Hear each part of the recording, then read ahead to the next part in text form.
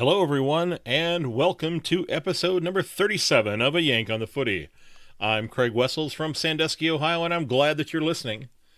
I hope that you'll consider sharing my podcast with your friends and family. And those of you who have, I truly appreciate it. A lot of interesting things going on this weekend. Some people calling for rule changes. Some people concerned about what the wives and girlfriends might be doing once they get into the hub here in the not-too-distant future. And I have to ask, as a Cats supporter, Tom Hawkins, what are you thinking? Seriously. You know, we'll see what happens with the tribunal, but come on, man. Now, don't forget you can find this podcast on the Podbean app. You can also find it on your favorite podcast provider. You know, if you are interested in doing so, I would love it if you'd consider shooting me an email. Let me know how I'm doing. Give me a review on the Apple Podcast site. That'd be terrific. Remember, you can reach me at yank_on on Twitter, and as well as at ayankonthefooty@gmail.com. Now, I have started this email list, and I've mentioned this a couple of times already, but that link will be in the show notes if you are interested in signing up for that. You don't have to. I'd love to be able to get the podcast out to you as soon as it comes out. So if you want to sign up there, there's a spot there. If you have a question that you want to ask me, specifically that you'd like me to address during an episode, I'd love to hear from you. You can also shoot those to me in an email. But if you want to sign up, please feel free to do so. Okay? So let's dive right in for this week. And the last game of the weekend is going to be the first one that I talk about. And, well, it was a bit of a slog through some nasty weather at Optus Stadium between Fremantle and Geelong. And I have to wonder, really, and I mentioned it in the opening, Tom Hawkins, what in the world were you thinking? Seriously. You've begun to develop, even in the 4 years that I've been watching the game, I don't know if it qualifies as being a dirty player, because there are a lot of people who have thrown that moniker around regarding Toby Green. Maybe it's warranted. But this is your 7th game that you've been suspended for in just the 4 years that I've been following the game. So I don't know if you qualify as a dirty player or not, but that was not, in my opinion, not a terribly smart move in your situation to throw that elbow that you did. And sure, maybe you only struck him in the chest or the collarbone, but you couldn't have possibly known that. You just threw it out there, hoping to make contact, and I think it was, quite frankly, irresponsible on your behalf. Now, again, I'm no expert on the game, but you've got a significant game on the schedule coming up here this week with West Coast. And as of right now, as I'm recording this, you're suspended for that game. You're not playing. This club's going to need all the scoring it can muster to go up against the Eagles, and you've really hamstrung them with that. You know, they're already missing at least one, possibly two of the greatest of all time, and now you're likely to be out as well. I just don't think it was a very smart decision on your part. Now, I watched AFL 360 this morning, and Robo argued that he didn't think it was worth a week. And I don't necessarily disagree with that, but I'm thinking to myself, maybe it's worth a week just to simply remind Tom Hawkins that he needs to keep those elbows to himself. You know, and maybe this will pay off in the long run, but in the short run, you know, can we forget what happened in the prelim final last year? He wasn't there. You know, he threw a punch against the Eagles, ironically, last year, and in many ways, it may have cost the Cats, well, it kind of did cost the Cats a shot at a premiership, because they might have had a shot of beating Richmond last year. Now, I can't say that they would have, so if you're a Richmond supporter, I'm not saying here that the Cats would have definitely won had Tom Hawkins been playing, But it is just mind-boggling that he would do this again and again and again. And we have a saying here in the States that it's kind of a boneheaded thing to have done. Now, I don't know if that's what would be the best way to describe it, but I saw it happen, and I was thinking, oh my goodness, what are you thinking? And again, I'm not going to go into this any further. I just was really disappointed in that action. And, at the end of the game then, and maybe this has happened before, but I have never seen a player strip off their shorts and throw them into the stands. That's it got some airtime. It was kind of funny. But in light of what had previously happened with the throwing of the elbow, was that the right thing to do? In today's day and age of COVID, and the fact, well, actually, now that I think about it, Tom Hawkins puts his mouthpiece into his sock when he kicks. So this is not an issue. I've seen a couple players that actually tuck it into their shorts, which, Patrick Dangerfield obviously needs a pair of shorts that's a little bit smaller to help him keep them on. But I'm not sure that was a great idea, throwing his shorts up into the stands. It was kind of cool video, but I don't know. Now, another issue that I saw, and this came out over the weekend as well, and I actually heard this. I was working out in my garden and heard Lee Montaigne talking about this on First Crack, where he was talking about taunting, and he brought up Tom Papley and Tom Mitchell, and he's not a big supporter of this. And he argued that, Montaigne argued that there should be a rule that basically says, if you get into the face of somebody else, they kick a bad shot on goal or something of that nature, they miss badly, that you go up there and rub their head or something like that, or get into their face and taunt them, that sort of thing, that it should automatically be a free kick for that club. He was talking about the optics of the game, where you are you're kind of making fun, if you will, or taunting your opponent. And he stated during the first crack, quote, "My first crack is that the players that go and shove after someone misses a goal or rub their hair when they make a mistake, I want to bring in a taunting rule. There's taunting rules in other sports. The NBA has brought them in. I've got no problem with what James Frawley did there, because Frawley came in and planted Tom Papley, which led to that second goal, which led to Alistair Clarkson's comments about Papley being able to do that. So, in a way, now that last part was mine, but in a way, based upon the way the rules are right now, it was a smart move on Papley's part. Unless they change the rules, you can't necessarily fault him for that. He did something that was beneficial for his team. A 12-point opportunity right there, with the little bit of a taunt and getting shoved to the ground by Frawley, allowed his team to tack on another goal.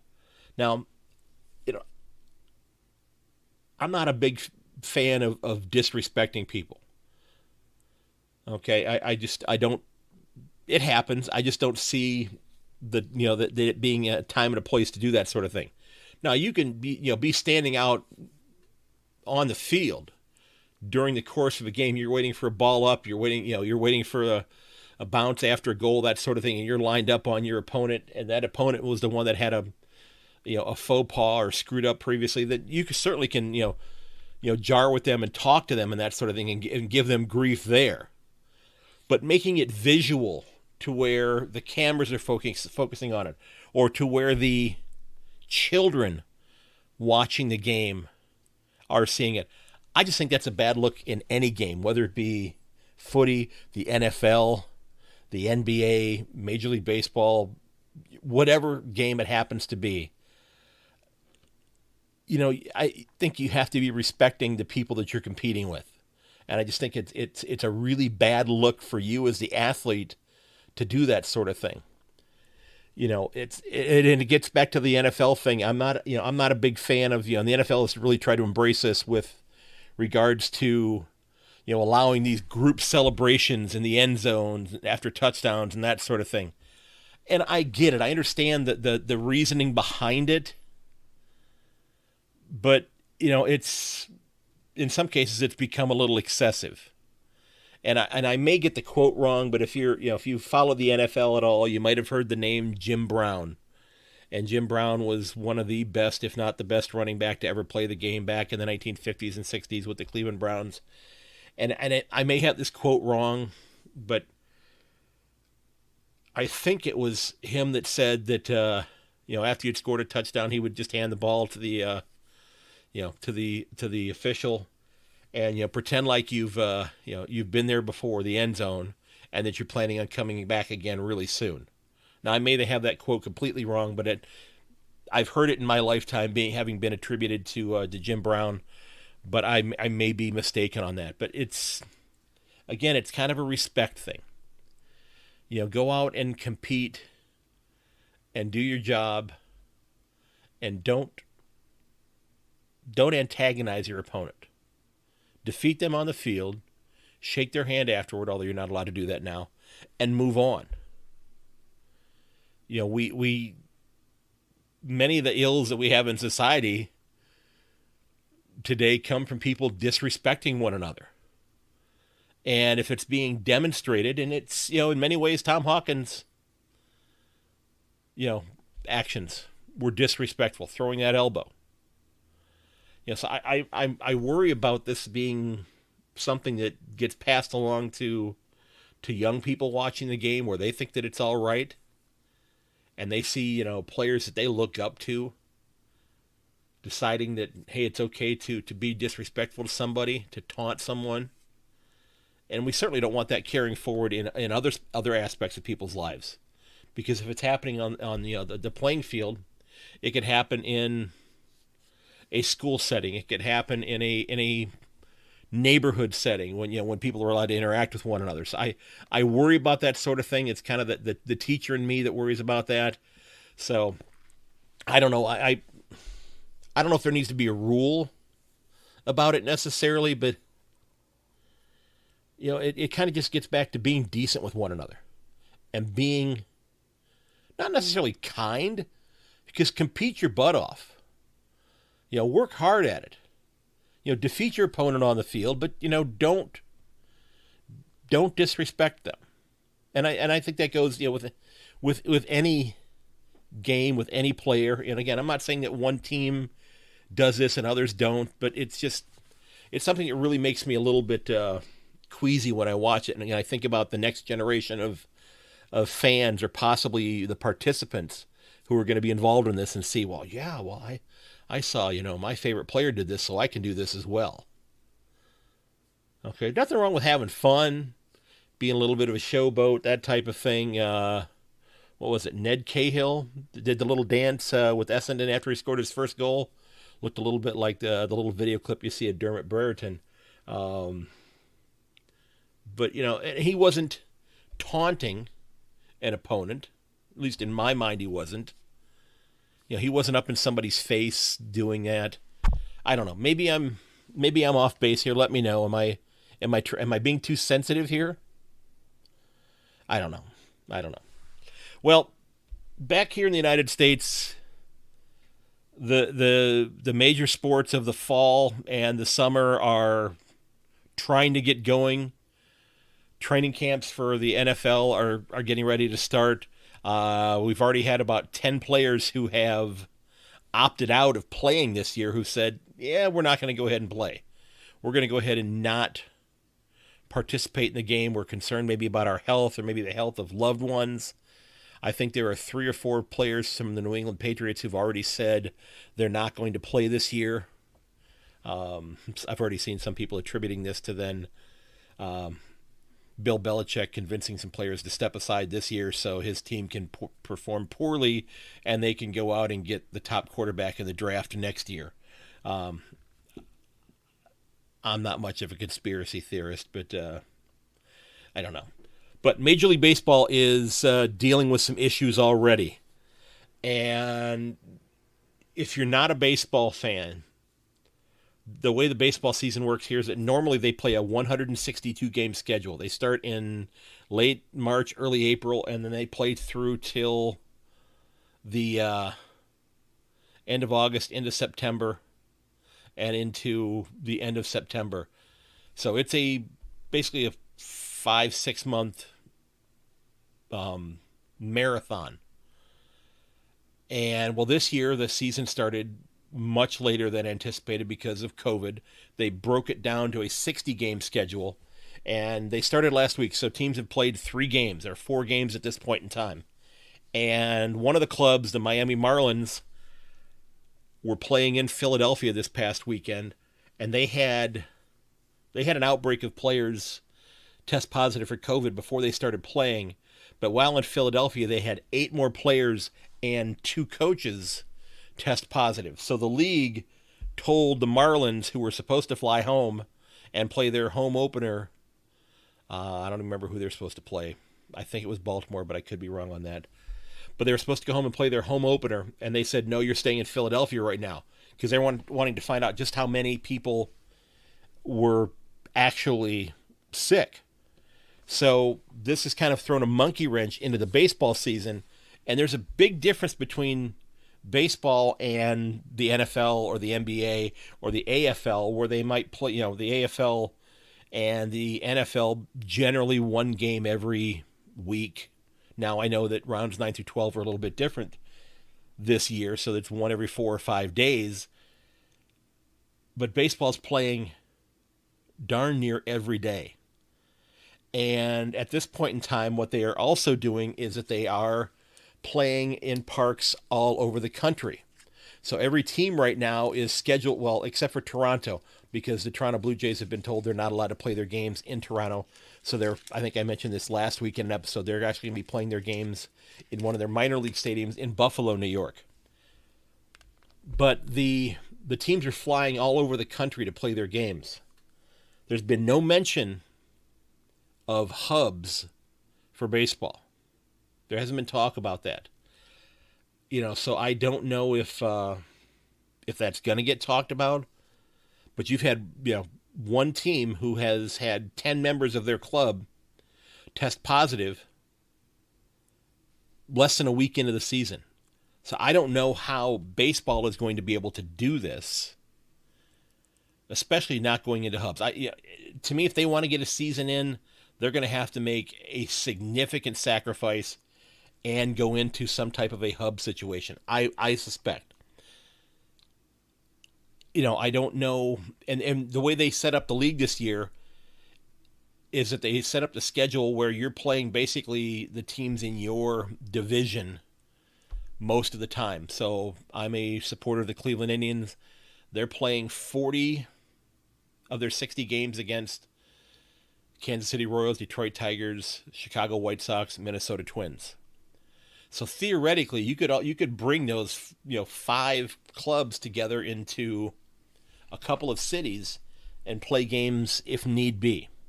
Now the logistics would be maybe a little bit more difficult to do because you're playing more games. But if they hope to get a season in, I think they're going to have to do something like that. So if you're a baseball fan and you're following baseball here in the States, I'm worried about it. I think that the NFL could learn a lot from what the AFL has done, and we'll see what the NFL does. Again, larger numbers of players on the roster. You're bringing in many cases, 85 to 90 players that are trying to make the team, and they'll keep roughly 55 or 60 of them. And if a player gets cut from one team, they could get signed by another team and be with that club the next day. So if there was any kind of conveyance of illness, it could spread very quickly between one club and the next. So I worry about that quite a bit. And it leads me into the last little news story that I wanted to get into today. And the AFL sent out a memo because they're in the process of moving, and there's going to be a quarantine involved, but moving roughly 400 family members of the Victorian clubs into the hubs up in Queensland. So those who did not leave initially are getting a second opportunity, if you will, to join their boyfriends or husbands in Queensland in the hubs for the remainder of the season. But supposedly there have been instances where people have been spotted doing things that they're not supposed to do. I guess that up in the Gold Coast area there are a lot of amusement parks and that type of thing, and they're worried about people being at the beach and going out and hanging out in restaurants rather than picking up food and coming back to hotels and that sort of thing. And the league sent out a memo basically saying that, that the time in Queensland is not intended to be a holiday, but they're there to work, and that the and they're using the term wags, the wives and girlfriends. Is that a disrespectful term? I don't know. I kind of have mixed feelings on that. I don't know if it would be considered that or not. But Caroline Wilson mentioned in her editorial on television, her time on television, that the family members that are there need to follow the rules, or they jeopardize or risk the season even finishing. So there's a serious concern about whether or not the league is going to be able to finish. And while those of you who are living in Victoria are making huge sacrifices, and I wish you the best. I hope we're struggling here. We're now in Ohio. We're now, if we go out, if we leave our homes, we're supposed to have a mask on, that type of thing. Well, if I'm in my yard and I'm by myself, I'm not wearing my mask in my yard. I'm not interacting with anybody else. But if I go to a store or something of that nature, sure, I'm going to put one on.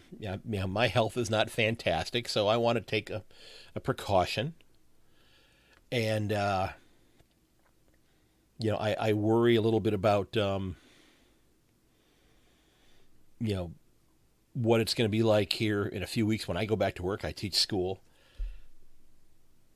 But we have to realize that that there are things that are outside of the orbit of the players that could jeopardize the season as well. It's not just the actions of the players, it's family members that could cause things to happen. So hopefully people will realize just how important the opportunity that they have had to go to the hub, how important that is, and that they take it seriously. And I read somewhere they said that it was a cost of about $3 million to the league to move all of these people up into Queensland. So this was something that was a significant investment by the league, and hopefully it does not blow up in their faces. So just a few things that are going on in the news this week that I wanted to touch on. I wanted to get into my tips for this week because we've got a lot of games going on. In fact, the first game's tomorrow morning, my time, so in less than 24 hours. So I wanted to make sure I got these out here. And I went 7 for 9 last week. I missed on Port Adelaide and Richmond. Not too bad. Maybe I'm starting to figure this out a little bit. And this was a tough week to make decisions on in a couple games, and you'll see why in a moment here. But the first game this week, of course, is the Bulldogs and the Tigers, and I've got the Bulldogs taking this one by 11 points. Now, Western is playing pretty well right now. They've won 4 out of 5, and Richmond, well, they're in a funk. They can't score. And, on paper, again, the Tigers are still one of the most talented clubs in the competition, and they've won 3 out of their last 5, but there have been some bad losses in there. Okay? And, well, they've got certainly the talent to get back into the 8, and I'll be more shocked if they don't end up in the top 8 than I'll be shocked if they don't end up in the top 8. I fully expect them to be there. I really do. But they've got to figure out how to score more points. Now, they're going to get a little bit of help defensively here in a couple of weeks, and, Jack Rewalt is really struggling. Has he hit that early 30s thing where he's just kind of dropped off, or is something happening where he's not getting the opportunities, or are teams defending him differently? But Basher Hooley should be back with the club in about 3 weeks. He's going back up to Queensland to get into the hub, and he's going to train for a few weeks before he's eligible to play.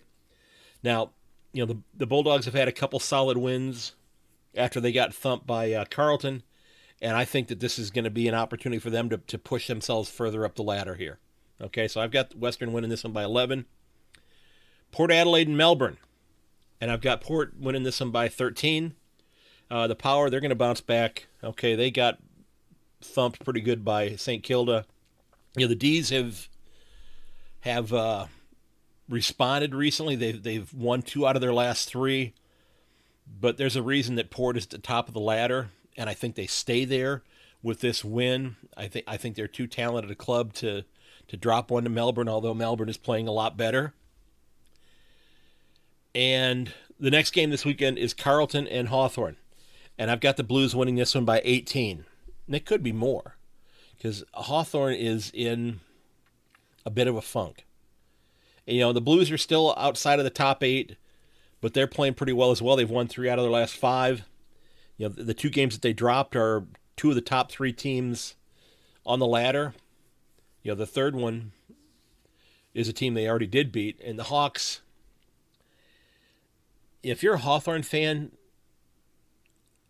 I really wonder what's going on in your mind right now, because they're in a bit of a free fall, are they not? I mean, it's just like the bottom has fallen out of this club. They're looking for excuses about things seemingly every week. And, I don't know when this is going to stop. Now, is the club going to make a decision to bring in some younger players and start playing some younger kids to find out what they have on their list going forward? The problem with that, and that may not be the worst thing to do, maybe it's a really good idea, but the problem with that is that there's no VFL for the older players to go through or to go to.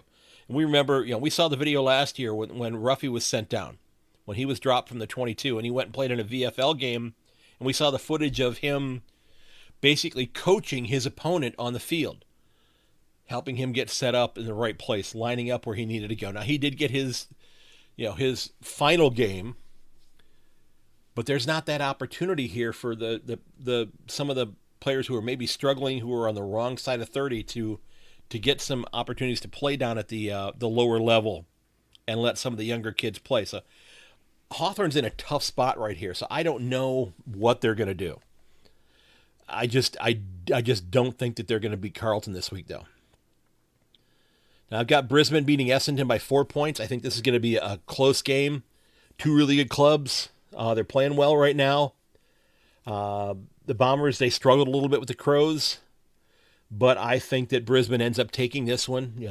I think they're a more talented club right now. Okay, I think Brisbane wins this one by 4. Now, I'm going to go ahead and make the call on this one. It's Adelaide and North Melbourne. I've got Adelaide getting their first win of the year. And, North is really struggling right now. And I think this might just be the week where the Crows get their first win. I watched the last couple of games that they've played, and they have fought hard.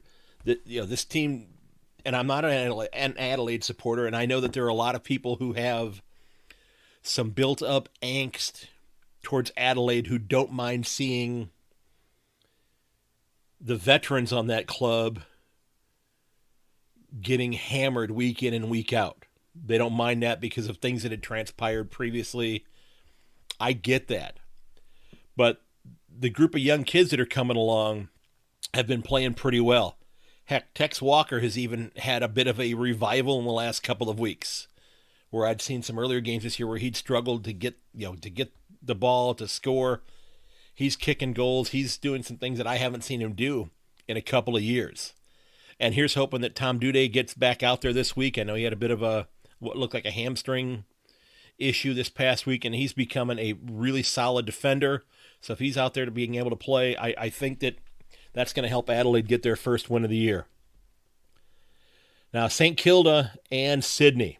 Sydney had a great game this past week against Hawthorn, but again, Hawthorn's struggling. I've got St. Kilda winning this one by 3 goals, by 18 points. The Saints are playing better than just about any club in the competition right now. And other than that miraculous comeback by Fremantle a few weeks ago, when Fremantle just worked their tails off to get back in that game. And, raise your hand if you watched that game and thought to yourself after the first quarter, I might as well turn it off. Fremantle's done. I thought that. And they came back and played a phenomenal game. They played a phenomenal 3/4 of the game to get that win. But Sydney's playing really well. They're playing with a lot of energy. They're getting a lot of young kids out there. But I think St. Kilda is still too talented to decide right now, and I think they're going to win that one by 3 goals. And West Coast and Geelong. Well, I hope I have to issue another mea culpa this week, but I don't think I'm going to have to. And I'm calling this one based upon Tom Hawkins not being out there, because I don't think Josh Jenkins is healthy enough to play right now. There's talk about bringing Nathan Kruger in to fill his spot, the forward position. I heard somebody mention, or I read somebody mention that just move Patrick Dangerfield down to forward for the game to allow him to take marks there. But then we remember watching Patrick Dangerfield take set shots if he does get the ball. Not his strong suit. But I've got West Coast winning this one by 12 points. Elliot Yeo survived the tribunal. He's going to be able to play. And, West Coast's midfield is fantastic. I'm sorry. They're just really good. The addition of Tim Kelly to that club has made them a pretty solid club. They're back home for one more week before I think they have to head back out as well, back up to Queensland. But I think after watching what they did to Collingwood last week, as much as I want the Cats to win it, I don't know if they can. I hope I'm wrong. The Cats are still battling a number of injuries. Selwood might be back this week. Gary Ablett is still away from the club. You got Quentin Narkle is still out as well. Will we see some of the younger kids in this game, giving some of the veterans a rest? I don't think this is the mindset here. With Hawkins being out, do they have a chance? I don't know. I hope they do. But and this gets back to what I'd said before. I'm really frustrated with the decision that he made there. But I think right now, the way things look, I think West Coast is a stronger club. So I think the Eagles are going to take this one by 2 goals. GWS and Gold Coast, I've got the Giants winning this one by 10 points. Gold Coast has begun to slide a little bit. They've kind of hit a bit of a wall. And at the same time, GWS is finally starting to play like the team that I think everybody thought they were going to be. A lot of talent on that club. And I think it's going to be a close game, but I think that GWS right now has too much experience. And I think that they're going to go ahead and prevent the Suns from getting the 4 points this week. So I've got Gold Coast losing this one by 10 points to GWS. And the last game of the weekend is Collingwood and Fremantle. And I've got Collingwood winning this one by 9 points. Okay, now Fremantle really struggled to score against the Cats this weekend in that absolutely terrible weather situation. It's possible that Nat Fyfe might be back, but they may hold him out one more week because they've got a bye after that. So they may want to give him 2 weeks worth of time to make sure that I think it's his hamstring, to make sure that his hamstring is healed up properly. The Pies are decimated with injuries. Jeremy Howe's out. Pendlebury's out now. Jordan Ngoe has been ruled out for the rest of the home and away season, which I guess would be the away season, actually. But they do get Steele Sidebottom back this week. Is he enough to push him over the top? I don't know, but I think that Collingwood still has enough talent to beat Fremantle here by 9. If I'm not mistaken, I think Michael Walters left the game with Geelong the other day with a bit of a tweak to his leg as well. We'll see if he's back out there this week. So, I think that Fremantle is going to maybe have a tough time scoring as well this week. So there's my tips for this week. Again, please don't follow my advice because I don't know what the heck I'm talking about. My Supercoach team did okay this week. I actually made some money on it. So, I mean, in terms of the value of the club, there's no money involved in it because I don't have that kind of money. I don't have any money to send out there. But let me know how I did on my tips. Let me know what you think. Where am I wrong?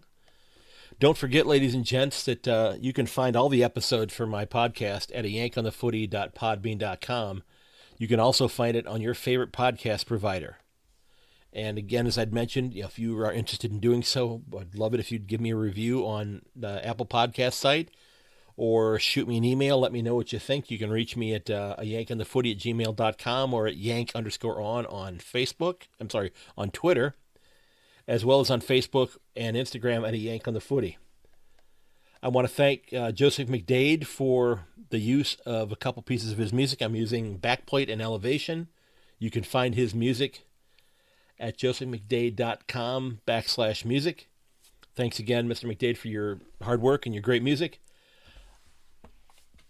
If you're interested in taking a look at the articles for this week, I have them linked in the show notes. Hoping that you'll maybe consider signing up on the email list.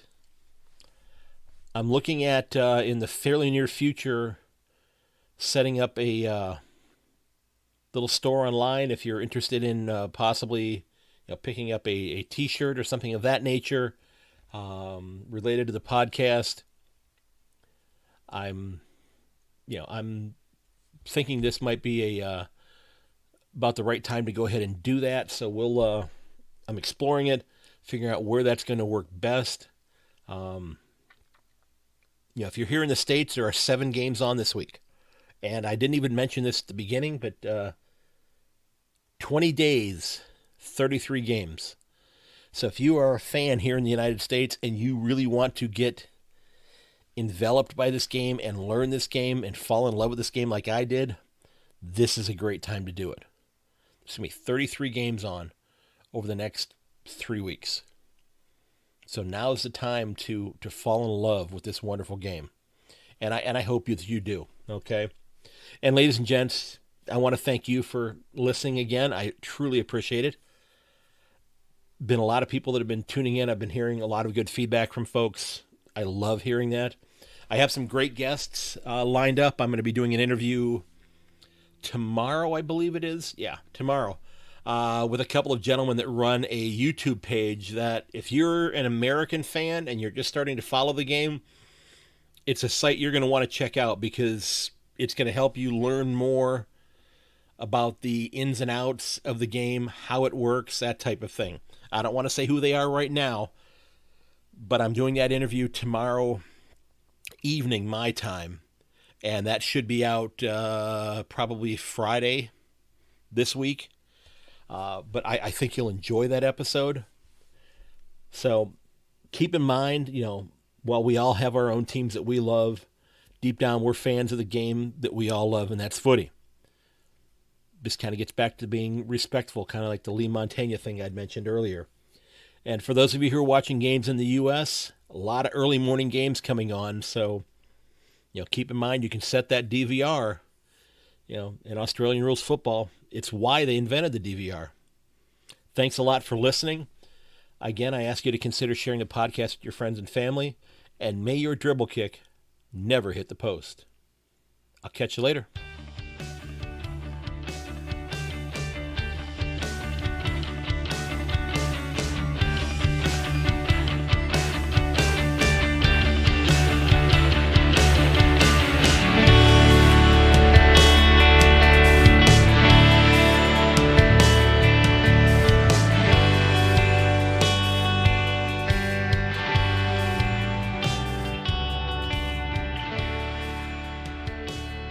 This has been episode 37 of A Yank on the Footy.